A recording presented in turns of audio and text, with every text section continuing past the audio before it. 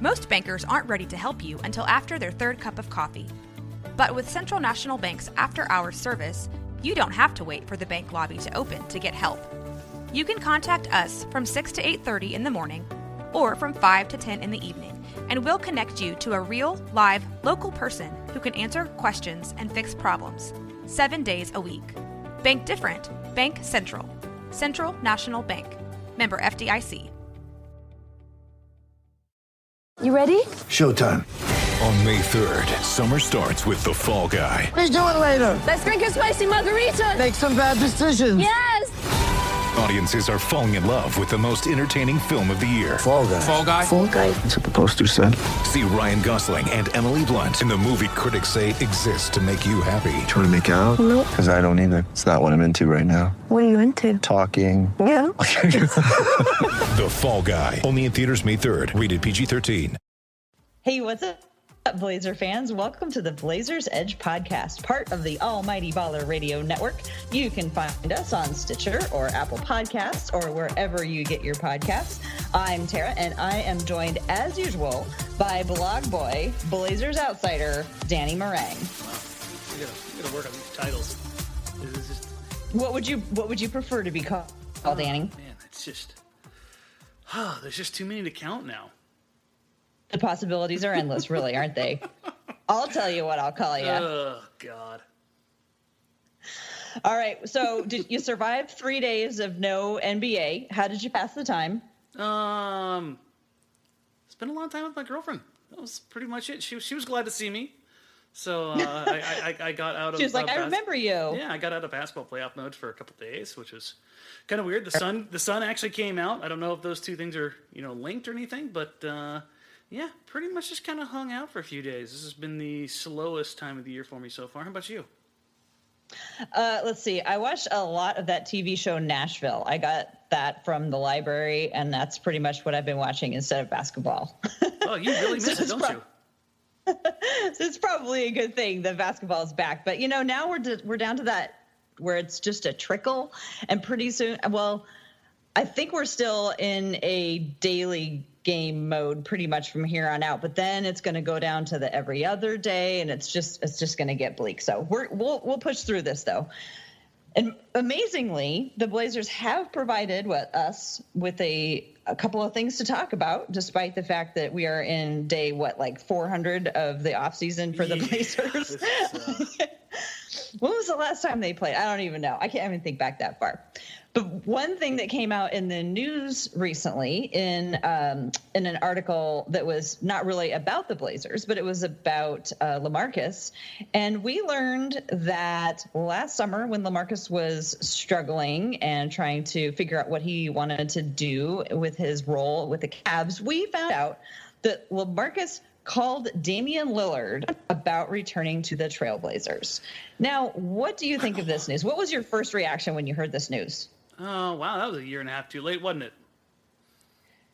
I mean, that was, honestly, that was my immediate reaction. Like, God, there's so many things to take from this. One, the fact that LaMarcus was able to get past it. I never thought that would happen. Two, that he actually reached out to Damian to come back here. If you really kind of piece that up, or take that apart, he wanted to leave the golden franchise in San Antonio to come back to Portland. So I don't think things are quite as great there as everyone says they are currently. Obviously, you've got the Kawhi situation going on as well. I don't know. It's just there's just so much. I mean, revisionist history. LaMarcus figures this out a year and a half ago, 2 years ago, and we don't have the summer of 2016. You've got Dame, CJ, and LaMarcus, and I think you're not questioning who your third guy is then. That's for sure. It's just...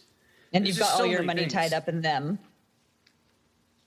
Yeah, and having your money tied up in those guys is much more palatable than the way it currently sits. I mean, how hard is it really to fill out the roster then? I mean, are we talking about a championship? Probably not. Are you in a Western Conference Finals bid? Yeah, probably. But, I mean... I almost wish LaMarcus wouldn't, obviously wasn't made public by LaMarcus. I almost wish whoever reported this hadn't reported it. because it just kind of opens up old wounds, at least for me. Well, so my first reaction when I heard this, was, who threw LaMarcus under the bus about this? Yeah. I mean, I didn't even think about all the other implications, but the fact that somebody would share that, it's not even just that. I think you talked about this on The Outsiders. It's not just that my people will call your people and we'll have them talk. This was reported as the two of them actually talking. Yeah, and if you think about that, the leak had to come from one of them or one of their camps. Right. And I'm trying to think of what the advantage of that would have been. Like, is it just to make LaMarcus look weak now? Like, what's even the point of that? Like, haven't we all moved on from that? Yeah. Or is it really genuinely because people are looking at the Portland roster going, maybe if we could shake things up a little bit and we could start a few rumors, then it would be more likely that the Blazers, might make some moves. I mean, if I wanted to play devil's advocate here, and this is going way out on a limb, play conspiracy theorist. It's the summertime. Yeah, I mean, one of the thoughts that I had was that it would have come from Damian's camp if it was coming from one of their two camps. And that's to make Damian look better, to make him look like a leader. And I'm not saying this is from Damian by any way, shape, matter, form, or even his camp. But it makes him look better. It makes the team look more desirable. It makes San Antonio a less palatable looking place. And it also makes LaMarcus look like the second-tier guy. I mean, in no way, shape, matter, form does this, from that standpoint, do anything negative to Damian Lillard. If anything, it puts him on a pedestal. And while it makes LaMarcus look like, he was being petty. And on the underlying surface, I want to believe that really this report is coming out because somebody's still irritated about LaMarcus leaving. Now, whether Dame talked to somebody and that person or their camp said leak this, I don't entirely know, obviously. But, yeah, it reeks of NBA petty. So you did a poll, though. I mean, so we got NBA petty, but I'm wondering about the fan reaction. You did a poll, and you asked fans if they would welcome LaMarcus back. What was the result of the poll? It ended up being, I think, somewhere around 70-30 that they would welcome him back. I had a lot of... Did that surprise you? Yeah, because I still know the vitriol's out there. I actually figured it would be less in LaMarcus's favor. But there's still a few people that believe that LaMarcus isn't vilified, that he'd be welcomed back with open arms. And I think, if anything, the poll at least shows that there's still some strong dislike for LaMarcus. Like, when he comes back into town, he's still going to get booed. He's not Raymond Felton, but he's not being welcomed back like Travis Outlaw or Jarrett Jack or something like that. You can't even put the two of them in the same sentence. That's not a fair comparison. No, it's not. Yeah, right. I'm saying it's not like he's Raymond Felton or anything. I mean, they're nowhere even close. But he's not being welcomed back with open arms either. So it's a really, really weird situation. Like, it's kind of cool to know that LaMarcus finally did, have some second thoughts about it. But I mean, to me, it reads kind of like an ex-lover. Someone's a little jaded. You want to go back. The pastures weren't as green as you thought they were on the other side. But the other part of that is like, I don't want to know. Yeah. Because the way this team is currently structured could have been completely different had he made a different decision. So it's to me, ultimately, it ends up just being a bummer. What does your team look like if he's still here? I think you'd see more role players that are more specialized. They probably wouldn't have had Ed Davis. Probably not Ed. You probably don't hand out the contracts to Meyers, Harkless, and Turner. And Crabbe might still be... I bet Aminu still comes. I would assume Aminu's still there. You probably still have Robin Lopez. You probably don't do the move for Nurkic. Obviously, the draft picks after that, you're in a better position, so you're probably not picking up those assets. So you're probably a little bit more top-heavy, but you probably spread the money around a lot better, too. I mean, having your money tied up in Dame, CJ, and LaMarcus would probably be a lot better than the current standing. You could have seen them go somewhere else, particularly the forward positions, to fill out the roster a little bit better. What would be some of the ways that the actual basketball product would be different? The focal point. Because, I mean, right now, you can give the ball to Dame or CJ and they can go get points. But how many guys, and this is something we talked about a million times, how many guys are a mismatch positionally? LaMarcus can be that. He can step out and hit threes. He can go to work on almost anybody in the post. You would have two of the best mid-range shooters in the league in CJ and LaMarcus, so it changes the way defenses have to defend you. A pick and roll with LaMarcus is much more dangerous and much more versatile than it is with Jusuf Nurkic. The options for the offense definitely change. The points of attack change. How defenses have to scheme the coverage. I mean, pick and roll, pick and pop, pick and dive, pick and short roll. The ball movement that's much more palatable because it's in the hands of somebody who can be multifaceted with it at all times. So do you think they would have matched up better against the Pelicans if they'd had LaMarcus? Because yes. on the one hand, LaMarcus is kind of a throwback. I mean, doesn't he play pretty old school? Yep. Type of basketball from the post, back it down, turn around, shoot. I mean, he's not as. How does that match up against somebody like Anthony Davis? I mean, you don't match up with Anthony Davis. He does what he does. But with LaMarcus, he's also able to work in the mid-range. He's also, and this is something I think was overlooked in his time here in Portland, was that he's one of the best pick-and-roll defenders or bigs in the league on the switch. Like, people really, really overlooked that in his time here. He's been phenomenal in San Antonio at it, with and without Kawhi Leonard. I mean, that's now, a huge change. LaMarcus is what made LaMarcus successful, or what makes him successful? Is it a combination of his body type and his style of play? And if so, do the Blazers have anybody in the wings like that, or have they just moved on to a completely different style of basketball where they wouldn't need somebody like that? I mean, LaMarcus is unique. I mean, he's a 7-footer who is incredibly strong. People still think of LaMarcus as this skinny kid from Texas. He's 270 pounds. I mean, he's a big dude. Yeah, he hasn't been small for a long time. No, but he's still thought of that way because of the way he plays, and it's kind of finesse. But, I mean, if you talk to any of the bigs in the league, you don't want to sit there and bang with him all night long. He'll wear you out. I don't think Portland has anybody really like LaMarcus because there's not many guys like LaMarcus in the league's history. Collins could kind of be that in his switchability defensively, but strength-wise, he's nowhere even close. Size-wise, he's not close. Height, length, he's there. Mobility and foot speed. Well, we just said that LaMarcus was very, very skinny when he first came in. Maybe I don't think if Zach Collins is the... getting that big, he's taking those trips to Germany we were talking about.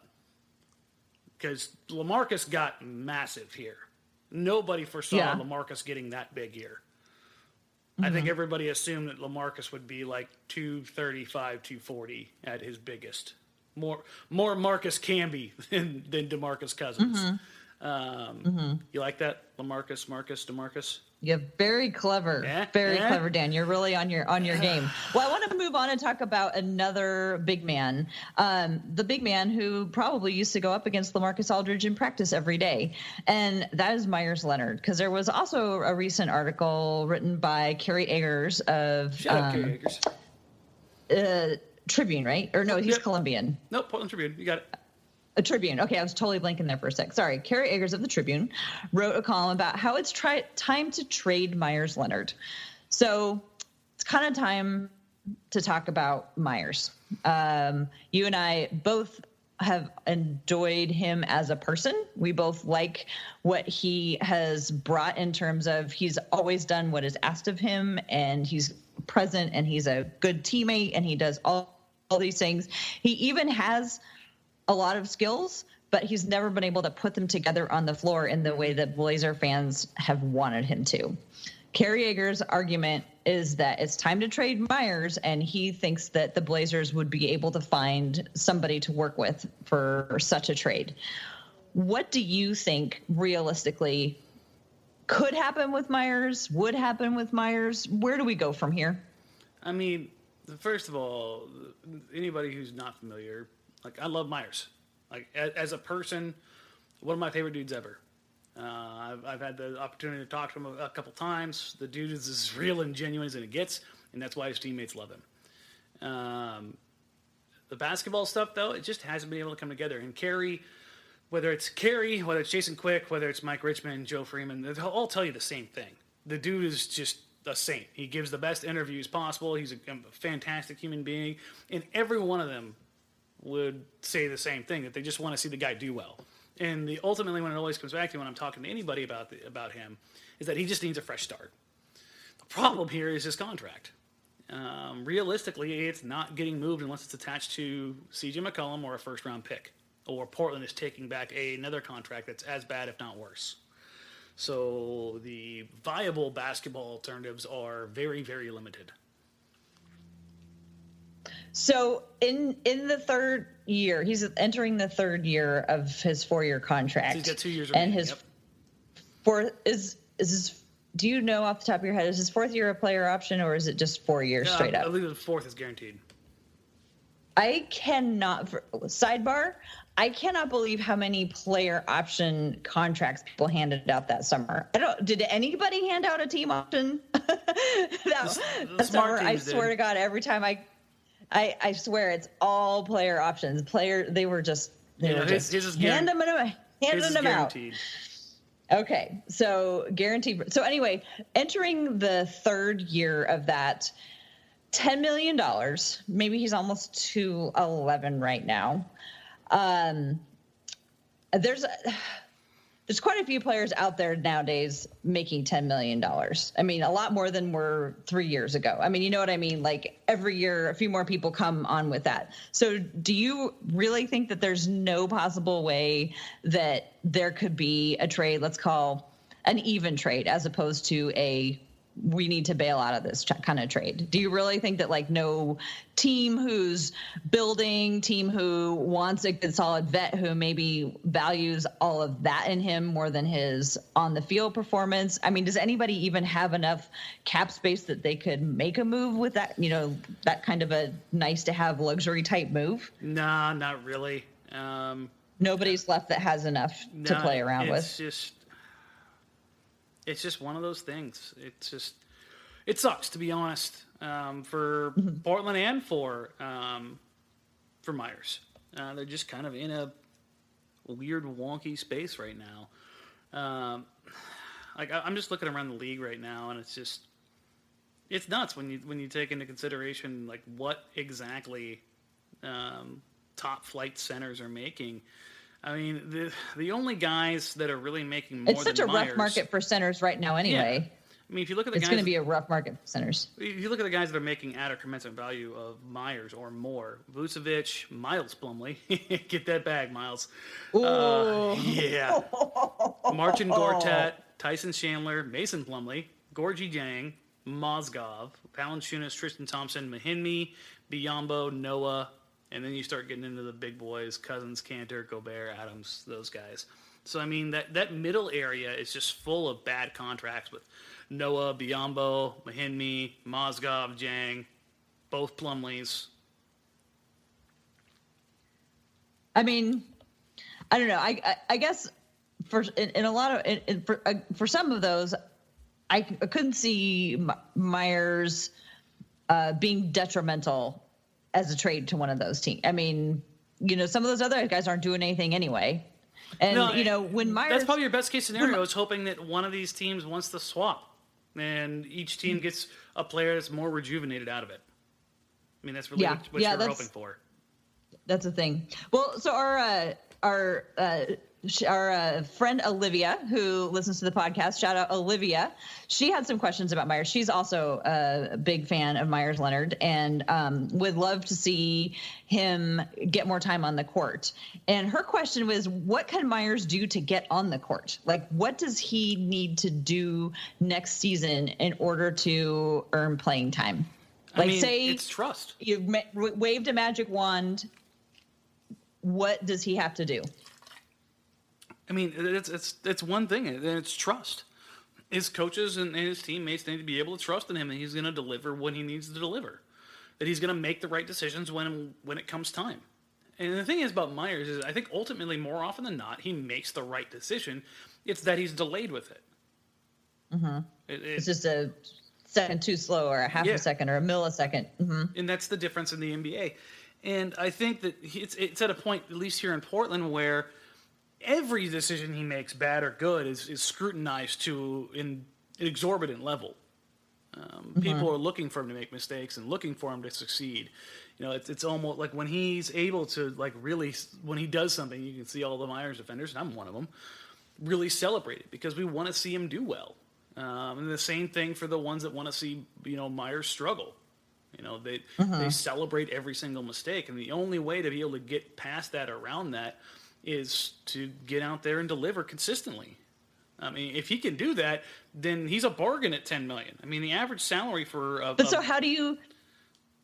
No, go ahead.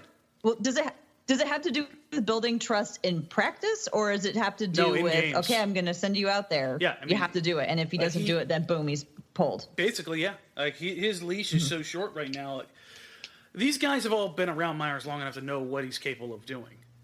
Whether he's doing it in practice or doing it in shoot-arounds or wherever, in summer camps, at pickup games. For him, it's just a matter of being able to make it happen on the court. If he can deliver there, he can really help this team. I mean, he offers something to this team that, they really don't have a lot of. And we've hit on it, again, 1,000,000 times. Positional versatility. There's just not a lot of that out there. So, for them to be able to, or for him to be able to kind of put that together, he's got to find a way to deliver consistently. And it's kind of, I don't want to say it's the hole he's dug, but it's the position that he's in. That's just the way he's going to have to figure it out. Yeah. Well, we shall see what happens. Another piece of news that broke that doesn't necessarily directly have to do with Portland, but a lot of people in Portland had their eyes on it. Dwayne Casey is out in Toronto. So we touched on this recently. What does that mean for the Blazers? Is Stotts any safer knowing that Dwayne Casey is out and Stotts is still in, or are things, do you think, are still in flux? I think at this point, this was kind of the other shoe I was waiting to drop, was whether or not Dwayne Casey got fired. I know when I said this a couple weeks ago that if Cleveland swept the Raptors, Casey would lose his job. I had a bunch of people saying there's no way that's happening. They just franchise record wins, made it to the second round. DeRozan was a MVP consideration. All these things. Coach of the year. Yeah, coach of the year. Listen, folks, it doesn't matter. You could just get the feeling from the organization that was what was going to happen. You had Masai Ujiri going into the locker room apparently after Game 3 and giving Casey an earful for not doubling LeBron, I believe it was. Casey's not without blame, but it's a cutthroat business for certain. Now that it's been a few days, though, and we haven't heard anything about Stotts, I think he may be safer at this point because I think the executives around the league are going to want to put their coaches in place here pretty quickly. We've seen a couple they've been of starting them, to. They're getting scooped up. Okay, so I went to a really dark place with this one. I know. I thought you would like this. This is like the little bit of evil in me that you occasionally get a glimpse of on the surface I'm all smiles and charms, but I have some just evil intentions sometimes. Would somebody be so petty as to hold on to a coach long enough so that all the other good positions got snapped up before they then decided to release their coach? Now, I am not saying that things is the got situation bad enough between here. management and a coach. Yeah, that would definitely. But say you got mad at the coach because everybody else was mad at you, and you wanted to teach him a lesson. I don't know why that would be a good lesson to teach, but is there a precedent for that level of pettiness in the GMs front and coaches? offices? Yeah, no, GM and coaches have done this kind of thing before. Can you recall some juicy ones? I want to say there was one in Sacramento. God, had I looked this up, I would have been able to pull a couple because I can think of them off the top of my head, but I can't think of the names. But yeah, I mean, but front offices have been known to do something like that before. I wouldn't hate to think anything like that might be going on, but no. And the thing is, I wouldn't think that was going on in Portland anyways because the both Neil O'Shea and Terry Stotts are both represented by the same man. Oh, that's right. They're both represented by the most powerful agent in the NBA right now. I mean, it's the same guy that runs the Las Vegas Summer League. He's kind of the godfather of agents. So that would get way more complicated if that's what exactly. And if you're going to do something like that, you're essentially blacklisting yourself to a certain group. And with that, see, that's why I wouldn't be good at being evil, Dan. Yeah. I don't think these things through. Yeah, you have to remember that you can nuke a bridge. It's just not like it hasn't happened. You just can't go back over it. Yeah, and that's the thing is, if you think the players are petty, it doesn't just stop with them. I mean, coaches and GMs and owners, they can all do it too. So it wouldn't be the first time we've heard of something like that. But yeah, I don't think it's a case here in Portland. I think that O'Shea and Stotts probably believe that they're joined at the hip. I wouldn't expect too much different there. On the days where I'm not thinking evil thoughts, I go to the happy place, which is looking at the. Wait, did you just say what I think you said? Happy places. You just said you love happy places. Yeah, that's where you put all your misery, right? So you can be happy. I don't know that we've visited your happy place before, Dan, but we'll talk about that in a minute. It's a scary. Now you've got me off my game. I can't remember what I was thinking about. Mission accomplished. You totally derailed me. Oh, I know. So the Blazers over the last few years, they've been out of the front office. They've been preaching that, it's not, well, they haven't been saying it's a process, but we need to be patient. And I've said before that I think Terry Stotts is one of the most patient coaches on earth. They struggled and then got their offense together. And then they came together and they figured out how to play defense but their offense struggled. Towards the end of the season, they started to figure out how to put their offense and defense together. And I like to think that next year, on top of playing offense and defense together, then they'll figure out the extra step they need to take to make it farther in the playoffs. And the only way they're going to do that is with the consistency of somebody like Terry Stotts, who, again, is the most patient man on earth. And they just keep plugging forward, and they, without being able to make, big ground making moves. If you look at it, they've been consistent, and they're consistent in remaining focused on this. Yes. But no, and focus and growing steadily and adding new things and, putting it together. They have gotten better every year. Don't you think they have gotten better every year? Not by leaps and bounds. You don't think they've gotten better every year? No. You don't think they're better this year than they were last year, even with their improved defense? I think they're basically the same team. I mean, there's been the only real change in this team has been Damian Lillard going from star to superstar, and that's worth probably. But what about their defense? Is that because Damian went from star to superstar, or there's more going on in their defense than just Damian going from star to superstar? Yeah, it's called caring. That's so. Really isn't that an improvement? Is that not an improvement? Not enough to at least for me to justify keeping this group together. I just don't. Okay. I don't understand that. I'm just saying they're not going backwards. No, but sometimes you need to go backwards to go forwards. Right, but they have been consistent in saying that they are not going backwards. They are steadily building. Well, you got to sell something when you're stuck in the same place. Well, at least they've been consistent about it. Happy place, Dan. Yeah, consistent messaging is what I want.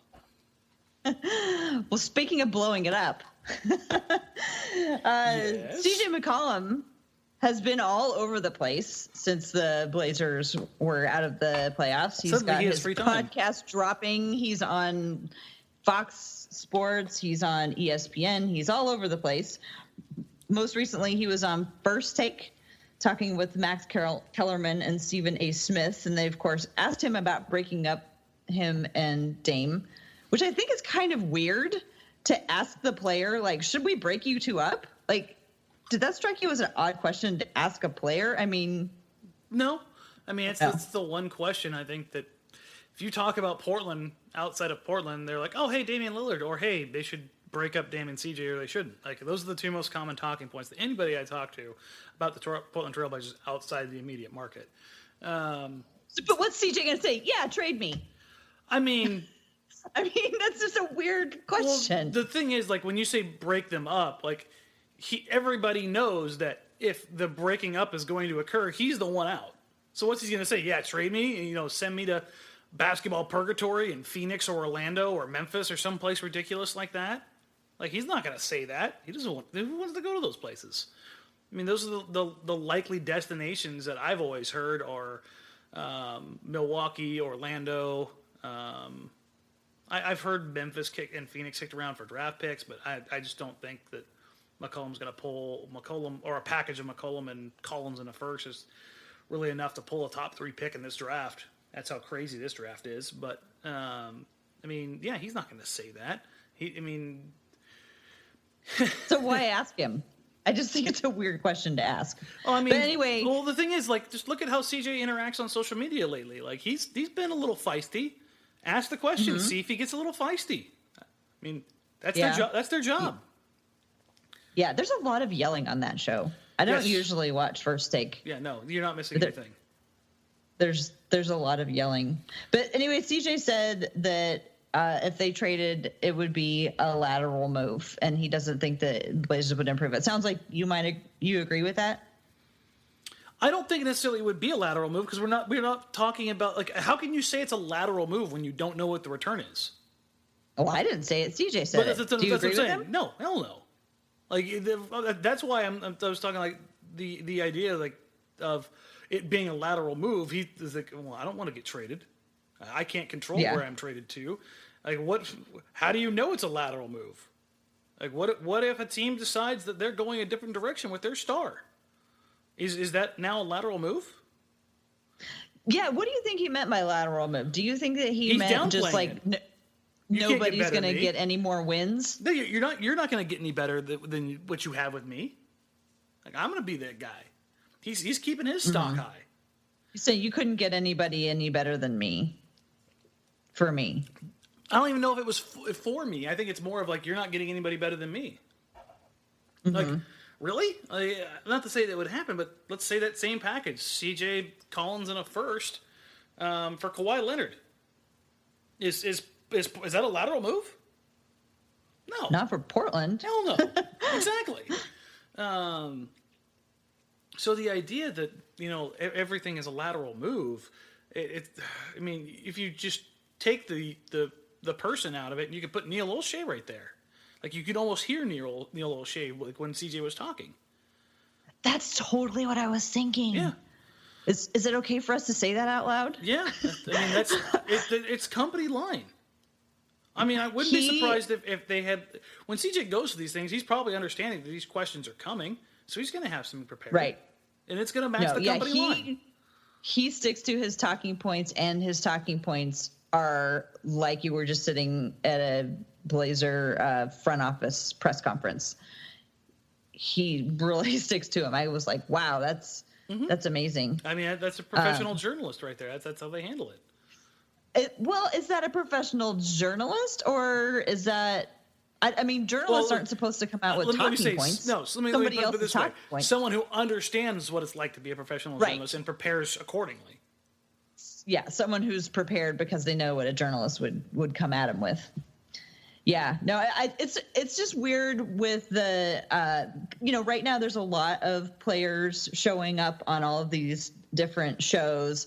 Oladipo's been on The Jump, I think, a few times, and these players who are no longer playing and who are interested in trying out some broadcast time, they're all starting to show up to make commentary and stuff. CJ's just so polished, and yes, he has the journalism background. He's just so polished that it's almost like he's coming off as like a PR representative rather than a journalist. And maybe that's just because he's the one who's usually answering the questions rather than asking the questions, but I don't know. No, CJ's professional in that matter. Like, he absolutely unequivocally knows what he's saying, how he's saying it, and why he's saying it. Everything he does is measured. Whether or not you look at that as a positive or negative, When he says something, I tend to believe that there's always an intent behind it. He chooses his words very wisely. There's definitely a place for that in the league. Like, I mean, if you're trying to market yourself, build yourself, brand yourself a certain way, I mean, he's kind of establishing how you do that. I mean, how hard is it to believe that CJ McCollum is going to be hosting NBA on ESPN in 10 years? Mm-hmm.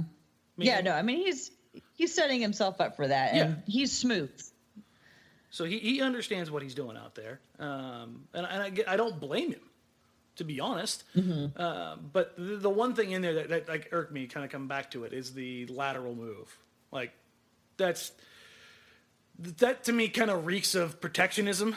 Like, he's protecting his own butt at all costs there, kind of building himself up in the process. So that part of it kind of made me roll my eyes. But the other part of it, I mean, I don't think any other player is going to behave differently unless the situation is dire. Like, if he's trying to force a trade. Like, let's go back a year and imagine that was Kyrie. What do you, Stephen A. Smith, do you and LeBron need to be split up? And he'll go on about some flat earth theory, some ridiculousness. And then, like, through some form of philosophy, he'll talk about one part is greater than the other, yin and yang, and hashtag woke. And then somehow he'll throw in some subtext, BS about how he's better than LeBron. I mean, that's the difference between somebody who's constantly measuring and marketing themselves versus somebody who's Kyrie. I don't know. I don't know any other way to explain it other than like hashtag Kyrie. Yeah. I mean, that's really. No, that was an interesting way to think about it, though. Like, how would he have answered that question? To get on a Kyrie tangent, if you ever want to play a fun game, do you know the movie Watchmen? Not well. Okay. Big blue dude. But I'm sure our listeners do, so go ahead. Big blue dude, Dr. Manhattan, basically becomes like next to a god, and he waxes philosophical all the time. And there was somebody on Twitter, I think a year ago, did is this a Dr. Manhattan or Kyrie quote? And you really couldn't tell the difference between the two. And it was just, it's a fun game to play. Is this a Kyrie or Dr. Manhattan quote? Well, yeah, I mean, he's been scarce, because he missed the last part of this season, so we haven't really gotten a lot of our fill of Kyrie. But speaking of Kyrie, and we're just nailing the transitions tonight, Dan. Whoop. Speaking of Kyrie, the Cavs and the Celtics played this afternoon, and it was a rout of the Cavs, which surprised me. Did it surprise you? Well, no. Yes and no. I think it's time to stop underrating the Celtics and talking about how this is just some glorious run. It's all the coach. Yeah, Brad Stevens is a great coach. But it turns out Jason Tatum and Jaylen Brown are really good players. Like, who knew? Yeah, they really are. I mean, and Al Horford. Well, to me, I go by Horford as, like, people that don't Snotty Drip and James Hollis, Celtics fan, he says this all the time on Twitter. He goes, when I am not sure if somebody's, like, how good somebody's basketball takes will be or what their basketball knowledge is, I asked them what they think of Al Horford, and that answer alone will kind of tell me how much basketball they watch. Because Horford is just that guy. He's a winner. He gets it done. He's just kind of a jack of all trades. He's a hell of a leader. Right place, right time. He's just one of those guys that you love to have on your team because he can just kind of do it all. He's not going to put up gaudy stats, but he's going to deliver every night. Everybody looks at his box score stats. It's like, look at the plus-minus tonight. I mean, plus-minus for him was plus 17, and he's taking on the task of guarding LeBron James. And he's why Jaylen Brown and Jason Tatum have more freedom to do what they do best. Yeah. They don't have to pay attention to the stuff, all the little stuff, because Horford's paying attention to the details. So they can do big picture stuff, I guess. And you take his basketball acumen and pair that with Brad Stevens, and then you put a bunch of stupidly athletic dudes around him in Brown, Morris, Tatum, Smart, Rozier, Semi, Yabusele. I want more Yabusele. Yeah, no, I hate the Celtics, but I want more Yabu in my life. Yeah, I do. I love him. Long live the big butts. Let them all thrive. But I mean, you throw those guys out there, and they're just dogs who can switch across the board and get after you. Like, when you look at that team positionally, how many two-way players do they have? Jaylen Brown, Marcus Morris, Al Horford, Jason Tatum. Smart's the non-shooter, but I think offensively his tenacity and his doggedness and ability to kind of get downhill is huge for them. And then Terry Rozier. I mean, they're not lacking. The scary thing is obviously that they're doing this without Kyrie and Hayward. But how much does that change this team if Brown and Tatum aren't out there as much because you've got Hayward as well? I mean, the other alternative here is that you have Tatum, Brown, Hayward out there at the same time, which for defenses, which would be opposing defenses, would be a complete nightmare. I think the big story, though, obviously besides Al Horford and not only his box score contribution, because he was 8 of 10 from the field, but all those little things that we were talking about. There was a couple plays where you could see that Brad Stevens had basically pre-switched to take away some of the Cavs schemes to get somebody smaller on LeBron, and basically made it to where the switch would end up with Al Horford on LeBron on the short side. And that's a lot different. I love the idea of no matter what, Al Horford just popping up right next to LeBron. Yeah, that's basically what they tried to do. And it's like the Celtics version of whack-a-mole. Yeah. Like, help and recover. Make everybody else beat you. Put your best matchup on him and see what you can do to limit everybody else.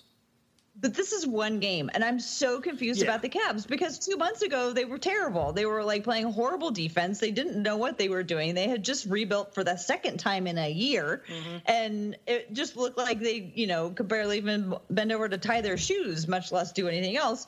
And now they just, picked apart Toronto and left their corpse on the Toronto. For people who want to say that the Cavs aren't in the Raptors' heads, you're crazy. You don't go in and sweep them with that Cavs roster without being in their heads. Like I know it's crazy to say that without being there, blah blah blah blah blah. I'm sorry, you do not win 59 games then get swept unless somebody is just completely and totally and utterly in your head. So how do you think the Cavs and Celtics matchup goes? Do you think that it's going to be long, or do you think that the Celtics just have their number and that's going to be it? No, I think it goes long, and I still think the Cavs will find a way to win. It's just incredibly hard for me to doubt LeBron. It really is. How many consecutive playoff series has he won in the Eastern Conference now? Is it 24? He hasn't lost in the Eastern Conference a series since 2011. That's Oh, hey. Oh, thanks, Siri. That's great of you. You're yelling and Siri's yelling back. Yeah, apparently I was yelling loud enough that Siri picked me up. Sorry, folks. We'll have to take care of Siri later. But whoa. What are we talking about? I'm talking about dealing with Siri here. Come on now. Okay. So here's the thing I was thinking about with LeBron. You know how tonight or at the press conference this afternoon, someone said what happened, and then he proceeded to, from memory, recite like the first 5 plays, right? So that coupled with a recent podcast that I think David Griffin was on, recalling working with LeBron and talking about how LeBron can learn things on the fly as he's going and simultaneously teach the other players on the court what they're supposed to do, including players on the other team, where he was pointing out to the other team, hey, you're supposed to be over there guarding that guy. So the thing about LeBron is he's like artificial intelligence, except that he's human, which is so incredible. And he's 6'10", 270. Yeah, I mean, he's basically like the Terminator metal thing, but a human. Which is even scarier. People want to have the discussions about the greatest of all time, Michael Jordan or LeBron, blah, blah, blah. To me, I watched them both play. Like, LeBron, he's that guy. He's bigger, faster, stronger, more versatile. Well, and I believe he brings his whole self to the game. Yeah, and it's not just the physical stuff. It's like what you're talking about, the mental acumen, his basketball IQ. And this isn't to take away or throw any shots at Jordan. I still think people, if you want to say Jordan's the best, fine. That's fine. I don't necessarily disagree with your point of view. I just have a different point of view. I just think LeBron and what he's able... I mean, the teams that he's taken to the finals, like you look at the 2008 team, you look at what he's done to this team. The stats from the last series against the Raptors, where he outscored, out-rebounded, out-assisted DeRozan and Lowry combined. Two guards. Two all-star guards, and one of them was an MVP candidate. Like, that's just nutty. And to do it now in his 15th year. And I mean, I don't want to beat the 24-hour news cycle that is LeBron Watch or LeBron Wire here. Shout out David McKay for doing that. But you mean Eric Garcia Gunderson? I thought Eric had the Celtics. I don't know. I'm getting them all mixed up now. Just shout out David McKay. It's hard when we have to think about all the other, but just in general, David McKay. Shout out to you because he's our guy. But yeah, I mean, there's just so much that LeBron does and is capable of doing. More than just the he's going to have to do a lot more stuff. Than 15 points in a game moving forward. He does have one of these. If he's going to beat the Celtics. Yeah, he always has one of these every playoffs. I don't think. All right, well, he's had it. Figure it out. The magic answer is Marcus Morris and Al Horford, but I could be wrong. Mm-hmm. Yeah, we'll see. Well, so real quick, team from the Bay Area versus the Houston Rockets. First game tomorrow night. Can we shoot them both? First game. How do you think it's going to go? I think the Warriors are going to come out and try and embarrass them. Yeah. I think that they just absolutely try and light them up. The way the Warriors are talking in the press conferences leading up and stuff, it sounds like they want to go in there and, like I said before, assert dominance. I think they basically want to burn Houston to ash and let everybody just kind of remember and recognize who's still running things. I don't think the Warriors are going to sweep them, but I think it could go as short as 5. I just hope that these conference finals end up being good competition and good basketball. I'm worried that each game is going to be wildly lopsided on either way. Yeah. You know, like one team could blow the other one out, and then the next game the other team could blow the other team out. And I hope we get some exciting, tight, down to the wire games out of it. That's great that somebody wants that. I want Houston to get absolutely destroyed. I despise that franchise. It's just so much. I don't care how awful it makes me sound. I want them to get completely obliterated. And just I don't think there's any fan base that I dislike that much. You really haven't spent a lot of time around Houston fans, have you? I don't know. I can't build up that much resentment towards anyone just because I put myself in their shoes, you know, like I'm sure there's all kinds of people. No, you don't want to put yourself in probably Houston's ignore shoes. Blazer fans. You don't want to put yourself in those shoes. That's just, it's not a good place to be. It's not a healthy mental state. It's just all right. All right. Well, we got one last update, and that is Blazer 5 Gaming. Our esports team, new favorite pastime. Which you're getting into. I know. I watched a little bit of the first game of the season. They are now 1-0 in league play. They defeated Magic Gaming, and I wish they were called Magic the Gaming. I think that would be a good thing, but it's not. They're just Magic Gaming. So Blazers defeated them, and their next game is on the 19th versus the Knicks. Knicks team just beat the Warriors team, I believe. So that's how you know it's video games. What? That's how you know it's a video game. The Knicks are beating the Warriors. Yeah. They're also backed by Turtle. They had a video of One Wild Walnut's greatest reactions during the game that was pretty entertaining. So if people are looking for content to watch, it's really just him making all these really funny faces and pointing at his teammates and, you know, doing little dances in his chair. Apparently the Blazers have like a new chair sponsor too.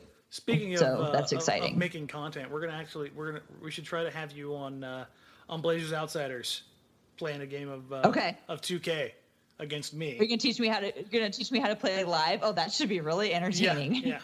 We'll make that happen. Let's see how that goes. You can bring your charcuterie board. You just want to make sure that I never get asked back again, aren't you? You're setting me up, Dan. You're like, yeah, we'll have Tara come on the Outsiders and she'll play a video game, and then she'll do terrible and she'll never want to come on again. No, you bring meat and cheese, we'll beg you to come back. I can arrange that. I know people. Yeah, see? Yeah. But no, I mean, it's fun. I'm glad that more people are getting exposed to the esports, particularly 2K gaming. It's different for sure, and it's not for everybody. But I would ask the people that are interested in it to check it out. And if you've got questions, you can hit me up. You can hit us up on the podcast, and if it's something you want to hear us discuss a little bit more, or if you want us to shut up about it, either way, yeah. It's just something that's interesting to kind of figure out exactly what's going on outside of the traditional. I asked you a question basketball. You did not answer me. Which one I was asked that? you why there's a. I asked you why. So on the Y2K court, there's Y2K. 5 players on each side. Y2K, folks. What did I call it? The Y2K bug is here. Yeah, you know what I mean. So, but when they're playing on the court, there's like a referee at the end and on the side, and then there's a bank of empty chairs where if they were actual people, they would go sit. But I haven't seen them sit, and there's way more chairs than there are players, too. So I don't understand. It's designed that way so that when you actually are in a franchise mode or anything like that, there are people actually sitting on the bench, and if you call timeout, they will go to the bench. But there's nobody on the bench. Yes, because there's only 5 in the game. There's no. If there was a full 12-man roster, but there's 6 players on the team. Where's the other guy? He's not sitting there. It's not designed that way. If it's a full 12-man active roster, like when you're playing franchise mode and you're controlling everybody, there will be everybody sitting in the seats. They don't change the code or anything along those lines to facilitate it for the league. So that they just kind of leave it in there. Okay, they can make these look completely lifelike and realistic, and they can't rewrite the code to remove the chairs from the floor when there's nobody sitting in them. In the list of complaints for 2K, that one's pretty low. It's just glaring. It's just like staring at me in the face. This was the first thing. It's distracting, frankly. For everybody, this is not a joke. This is like Tara just hits me up on Twitter out of nowhere. Why is this a thing? Out of all the things that were going on in a game of NBA 2K, that's the one that got her. I just want people to know that I am watching. I'm watching carefully, and I'm still waiting on the answer. That was not ever. I still don't get it. We'll hit up the folks 2K. We'll hit up Ronnie 2K and see if we can get his answer. Anyway, Dan, let's got anything else you want to bring up before we sign off? No, that's it. It's just the usual grind here for me. Got Blazers Outsiders on Tuesdays and Thursdays, 7 p.m. on NBC Sports Northwest, on NBC Sports Northwest Rip City Radio, and also broadcasting on Facebook Live. So, yeah, we're pretty much everywhere. Yeah, and don't forget to find the Blazers Edge podcast, like we said at the top of the show, on Apple Podcasts. Is that what it's called? Yep, and subscribe if you haven't already, and rate and review. I have a What podcast episode also coming out later on this week, which, if everything goes well, should be a really exciting episode. I'm really looking forward to it. So keeping my fingers crossed that everything comes through as planned. You can find me on Twitter at TCBBiggs. And don't forget, you can also email us at blazersedgepod@gmail.com. Send us your thoughts, what's on your mind over the summer, so that we can know what you want to talk about. Dan, go ahead and take us out of here. All right, folks, you can find me on Twitter at DMarang, same for Instagram and everywhere else, basically for all the social media needs. Like Tara said, like, rate, review, subscribe, rinse and repeat, do it all over again, because that's how you win in the podcast game. For Tara, Bowen-Biggs, I'm Danny Marang. We'll catch you guys later.